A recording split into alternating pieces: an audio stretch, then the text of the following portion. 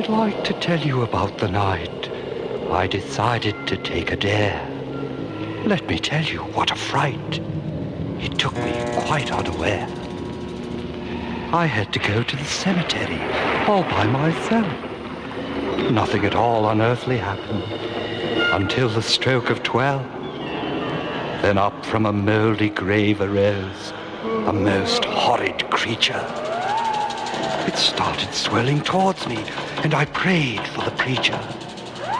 Then suddenly the steeple bell tolled the hour of 1. The preacher stood beside me, just like magic, and said, "Son, the place for you is home in bed where you're supposed to be. 'Cause after dark, the ghosts embark on their nightly jamboree. So let me give this sage advice. If you behave, I'll bet you'll never visit a graveyard twice, where the ghosts and ghouls might get you. For the skeletons dance, and the banshees prance, and scream the whole night long. So have a care.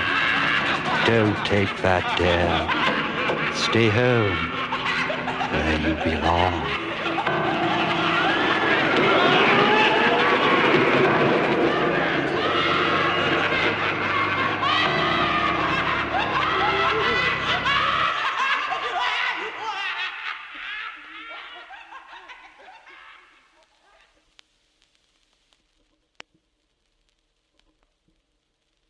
We are dealing with Nosferatu, the undead.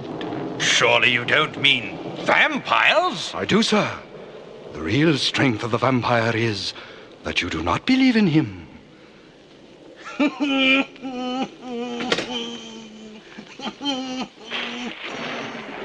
What's that? The madman, Renfield, he's loose again. Words, you speak in words. But he speaks not in words, in deeds by doing them. At night he comes to me like a red mist across the lawn, coming on like a flame of fire. And then, with a hand he parts the mist, and I can see at his feet millions of eyes, blood red and glaring, like his, only smaller. Rats, thousands of rats. And he seemed to be saying, "All of these I will give to you, if you will only do my bidding." And what is it he wants you to do? That which has already been done. All right, don't fly, Edith. What have you got there? No, Martin, please. All right, hand it over, eh? Oh, spiders now, is it? Flies ain't good enough? Flies? Puny little things. Why should I settle for flies when I can have nice, fat, juicy spiders? All right, now, come on. No, Martin, please.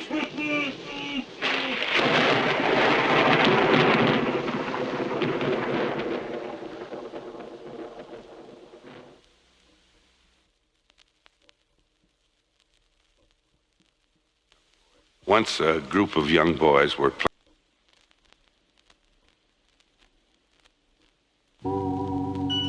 Davy saw something red on top of a very old grave.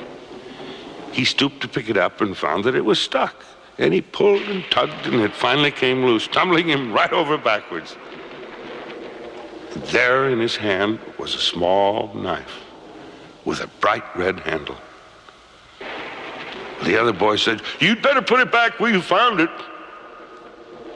But Davy, he was a stubborn lad, and he was determined to keep it, saying, "Finders keepers, losers weepers." Soon they tired of their play and all went to their own homes.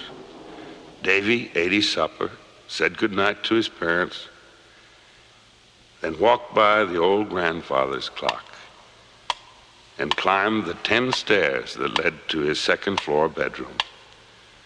He took another look at the little red knife, laid it on his bed. Then he went in and brushed his teeth, climbed into his pajamas, and popped into bed.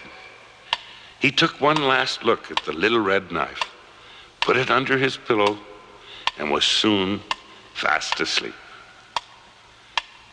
Sometime much later, he awoke. He was cold, very, very cold. He had a funny, creepy feeling inside his stomach. Suddenly, he heard a slight rustling noise at the bottom of the stairs. Who's there? He whispered. Give me back my knife, came the answer.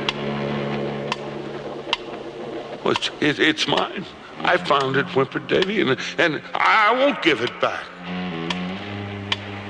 Then I'll come and get it.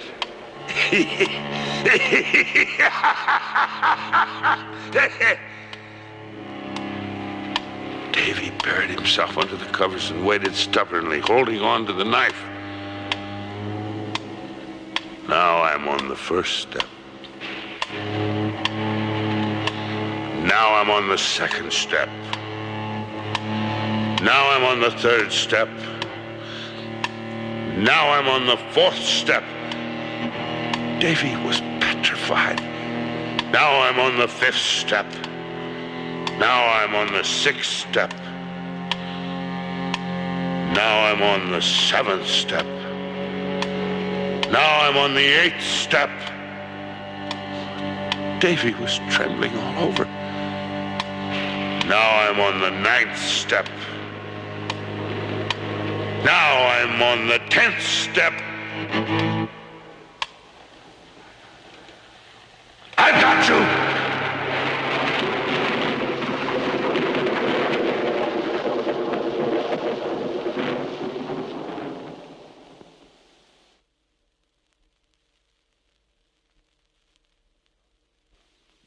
John and Jane lived next door to each other.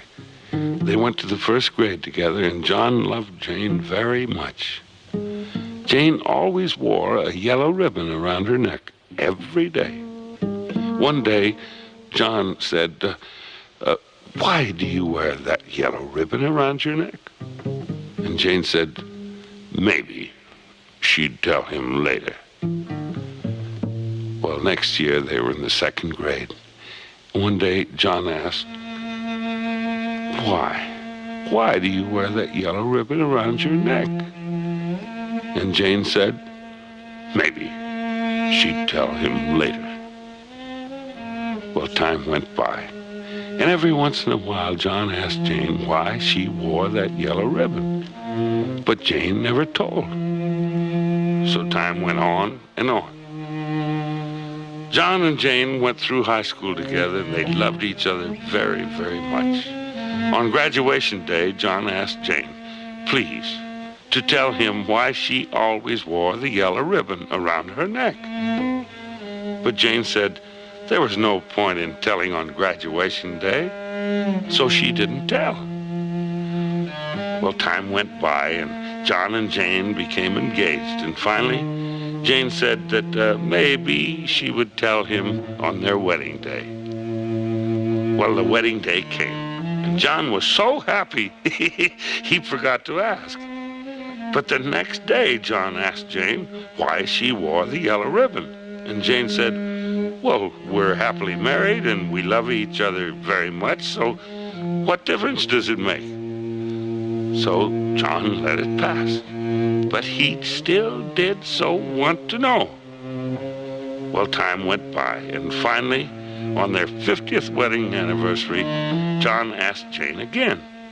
And Jane said, well, since we've waited this long, we can wait a little longer, can't we? Finally, when they were very old, Jane was taken very ill. And when she was dying, John asked again, between sobs, please tell me why you wear that yellow ribbon around your neck. All right, said Jane. you may untie it. So John untied the yellow ribbon ever so gently. And he looked aghast as Jane's head fell off.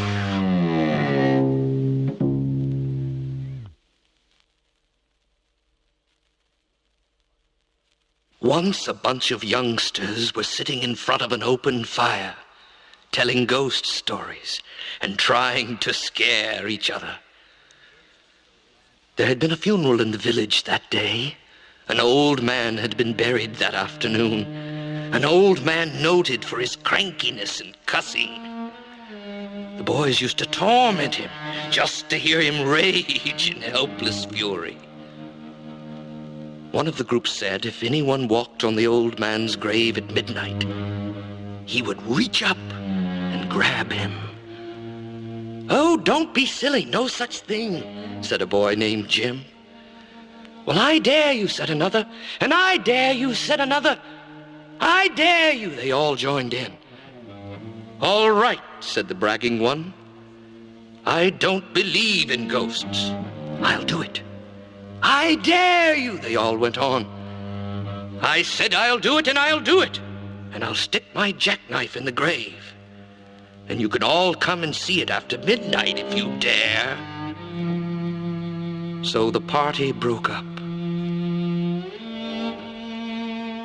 Just before midnight, the boy named Jim started for the graveyard. It was awfully quiet. The tombstones made long shadows in the moonlight. He was pretty scared, but he could not turn back now, so he went on. Could the old geezer reach up and grab him? He wondered. He wished he had not been so smart and taken on this foolish dare, but he went on. At last he came to the grave. His trembling fingers took out the jackknife and opened it. He knelt down and jabbed and jabbed and jabbed blindly into the mound over the grave. Then he started to get up and run home, but he could not move. He could not move. Something had grabbed him. He could not budge from the grave. An hour after midnight, the boys went fearfully to the graveyard to see if Jim had left his jackknife sticking in the grave. When they got there, they saw Jim, by the light of the moon, lying in a little heap on the new-made mound. In his haste and panic, he had thrust the knife through his own coattails. He had pinned himself to the old man's grave and had fainted from fright.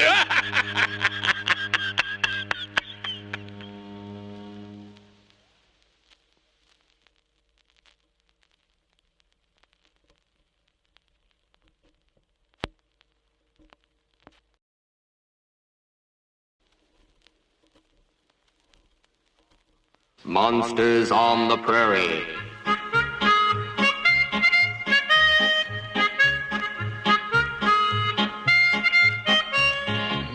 Duke, this sure looks like strange countryside to me.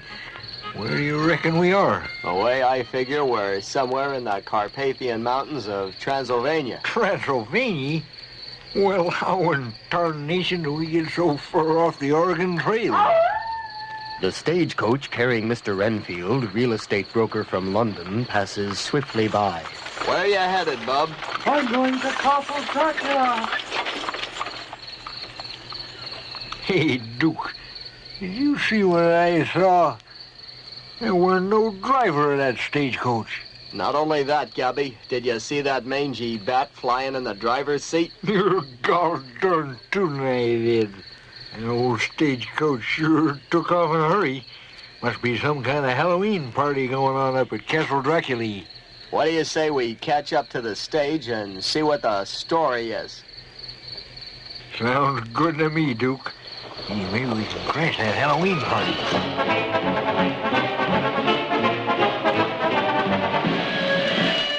There's the stagecoach in front of the castle, Gabby. What do you make of it? Well, it sure don't look like Wells Fargo now, does it? You're right, Cookie. Let's get up near the door and take a gander. Leave the horses here. Hey, you'll take it easy, boys. Old Gabby's gonna leave each of you a box of Quaker Oats and Quaker buckwheat. Hey, this door's open. Let's go inside. Well, this place is huge, Duke. I wonder what it costs to heat this dump. Well, let's stay in the shadows where we can keep an eye on the tin horn that was on the stage. Hey, there's a rangy dude in a black cape appearing on the stairway, Duke. Looks like he's gonna talk to the tin horn. I bid you welcome. I am Dracula. Did you hear that, Duke? It's Count Dracula, the famous vampire. Well, you're right, Gabby. Children of the night, what music they make. I trust you have kept your coming here a secret. I followed your instructions implicitly.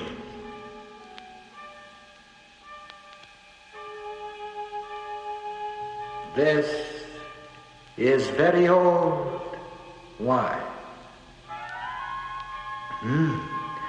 It's delicious. Aren't you drinking? No, thank you. I never drink wine. Well, I do. Hey, Duke, give me a hit of that Thunderbird you've been toting in your back pocket since Albuquerque. Okay, Gabby. You know, legend has it that Dracula can assume the form of a bat, a wolf, or a vaporous mist. Well, that makes him a triple threat man. This party must be a starting. Here comes a hunchback dwarf with his keeper. You mean Boris Karloff's here, too? I'm a-getting a heebie-jeebie something fierce. Let's vamoose right now, Duke. Hold on to your britches, you old desert rat. I want to get to the bottom of whatever these atheistic weirdos are up to.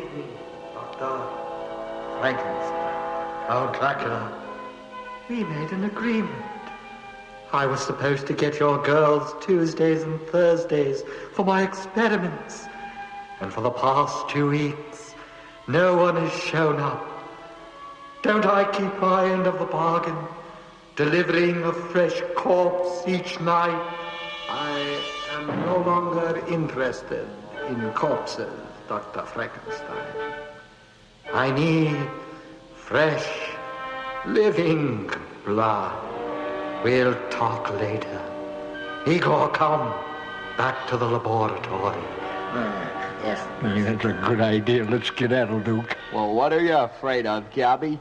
Monsieur Dracula couldn't get anything out of your veins but a cheap alcoholic high.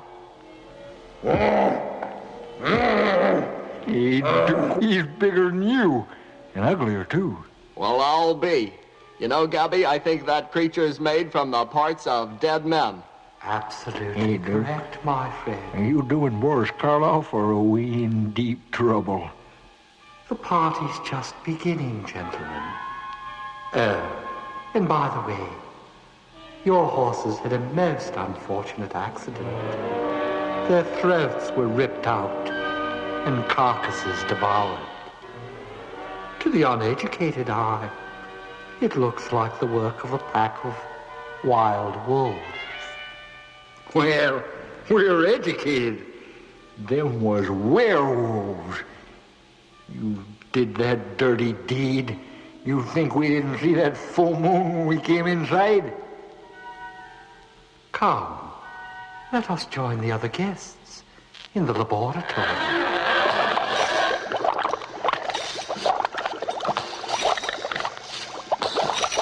And now, gentlemen, I'm going to perform my greatest experiment. Junior's creature needs a brain. Strap them to the table, Igor. Yes, master. And now, Igor, the electric. You there, the tall cowboy. You have the rare opportunity of donating your brain to science. Well, hold on a minute, Monsieur. If you're looking for a mind in perfect condition, why don't you take Gabby's? It's hardly ever been used. Why, you dirty sidewinder. How come you always play the good guy in all your movies? That's because I got a better agent than you, fuzzbag. I'm sorry to interrupt you, gentlemen. But you are all my prisoners. Renfield, bind Dr. Frankenstein to the table with his friend. Do you know what I am going to do to you now? Yeah, I don't trust him, Duke. Stop it, Venus! I can't stand the pain.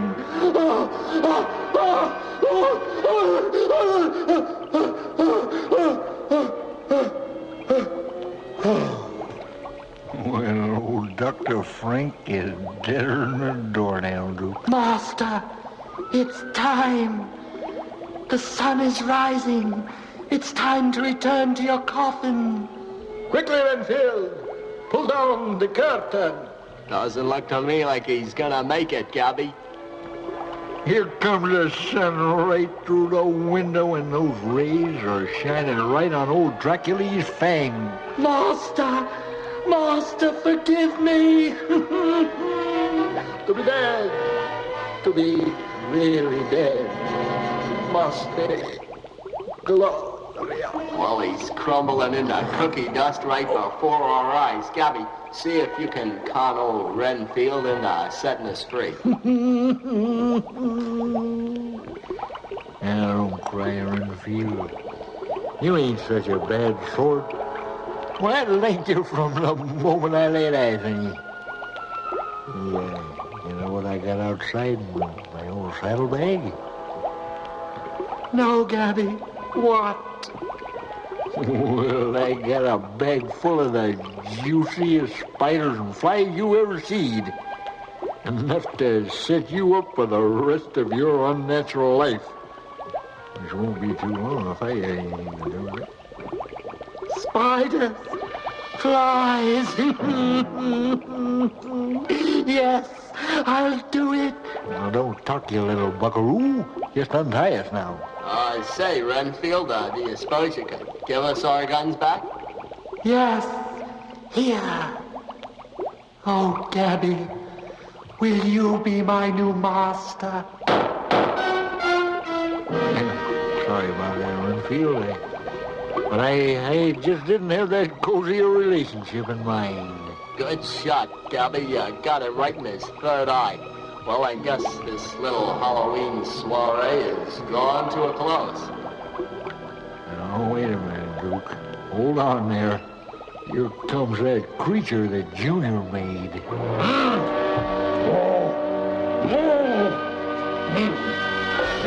Well, let's ventilate this, reptile. Gabby, open up.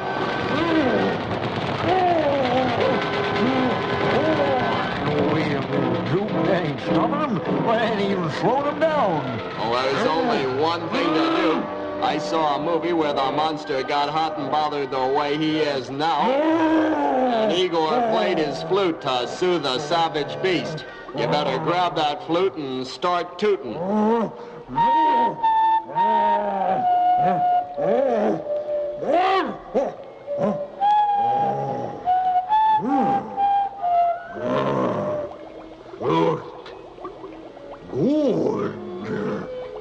It's working.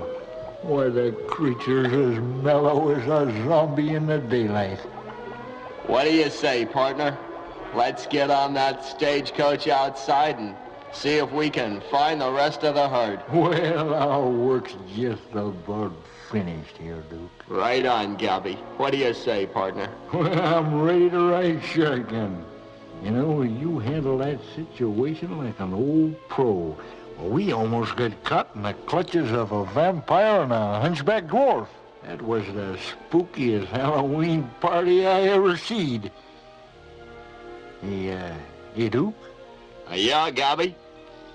I was thinking as long as you're driving, and I'm just a riding shotgun, well, do you suppose I could hold on to that bottle of Thunderbird wine? Why, you old ghoul skinner, you. Here, have your Thunderbird, and a happy Halloween as well. Sure to get, thank you. I believe it, old guy.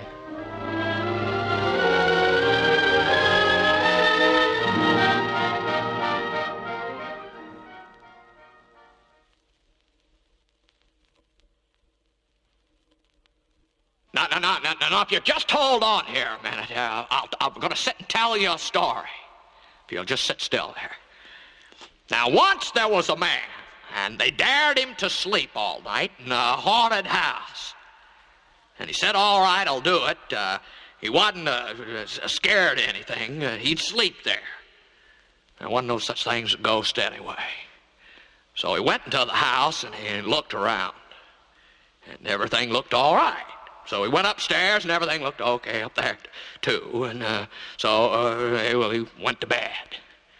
And he lay there in bed and he lay there a while and he listened and he didn't hear anything, so he went on to sleep. Now it was a warm night and he didn't need anything but like a sheet for a cover. And he slept a while. And then he woke up and he listened. But he didn't hear anything, so the moon was shining bright through the open window, so carefully, very carefully, he looked around and he saw down at the foot of the bed two little shiny eyes staring right back at him. And they looked something like, they looked like a couple of marshmallows, is what they looked like there. And they didn't even blink. Was it a head or a face? Well, the man thought he could make out the top of a flat, crooked head. And he's scared, is what he was. And he didn't dare move, but slowly and very softly, he slid his hand up under the pillow and he pulled out this revolver he'd brought with him. Well, he aimed the thing right between the eyes. He's so scared, though, that his hand was shaking and trembling, and eek, he screamed. Well, you know that the poor fool had shot off his own big toe. Where you see his feet were out from under the sheet there, and well, that explains that's in the story.